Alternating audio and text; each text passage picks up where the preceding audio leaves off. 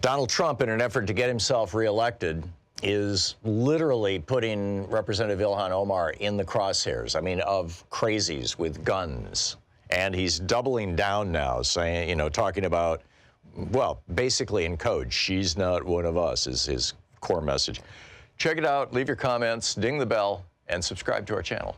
Meanwhile, Ilhan Omar is dealing with the fallout of this. And this is not something that she created, right? This is being created around her. Fox mentions her dozens of times a day and has for quite some time now. MediaMatters.org has been keeping track of this. Right-wing hate radio talks about her constantly. You know, why? Well, let's see. She's black. She's a Muslim. She's an immigrant. She was a refugee. I mean, this is, and she's a woman. This checks all the marks, all the we hate check marks for the alt-right and the Trump administration and the Republican Party. I mean, they literally have nothing to run on except hate. Hate for gay people, hate for black people, hate for brown people, hate for refugees, hate for immigrants, hate for Muslims. Hate is what they've got to run on. That's what they're selling. And that's what you just heard that person in Minneapolis doing, spewing hate. Yes, she should die, he says.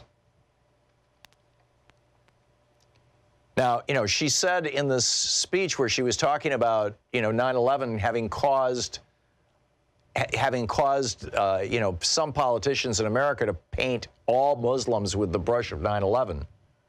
And she said, you know, some people did something. And then, you know, taking that out of context and turning it and implying that she was trying to minimize the horrors of 9/11, which she was not doing at all. The speech was not about that. The speech was about how hate just kind of creeps across everything, right? And how Muslims, you know, need to basically respond to that in a positive way.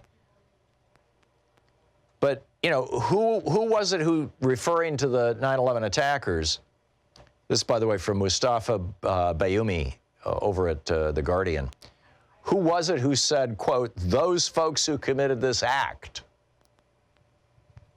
and failed to call them nasty terrorists? Well, that was George W. Bush.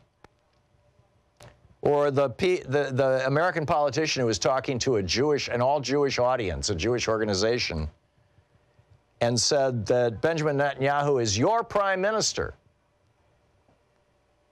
What kind of anti-Semite would say that? Oh, that was Donald Trump.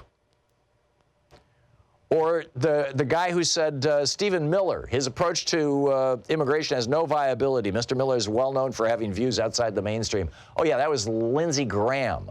But Ilhan Omar is being attacked for speaking out about Stephen Miller and saying that he's a white supremacist.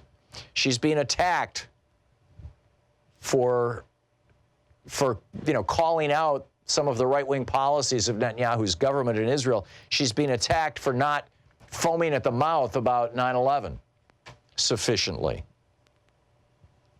I mean, Ronna McDaniel, the head of the RNC, labeled Omar anti-American on Twitter.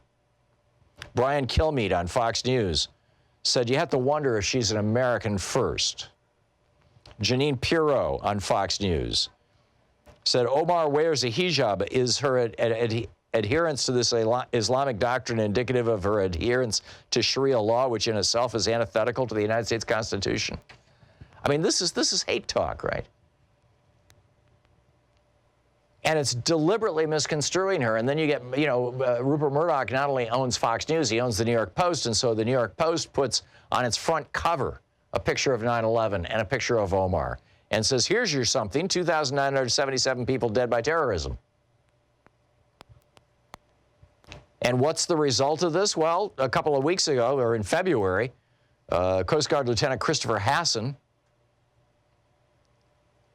was gathering guns and had put Omar on a hit list. He was planning on assassinating her. The West Virginia Republican Party puts up a poster in the Capitol Rotunda in West Virginia linking her to 9/11. And just last week, a man from Western New York was arrested for allegedly threatening to kill her.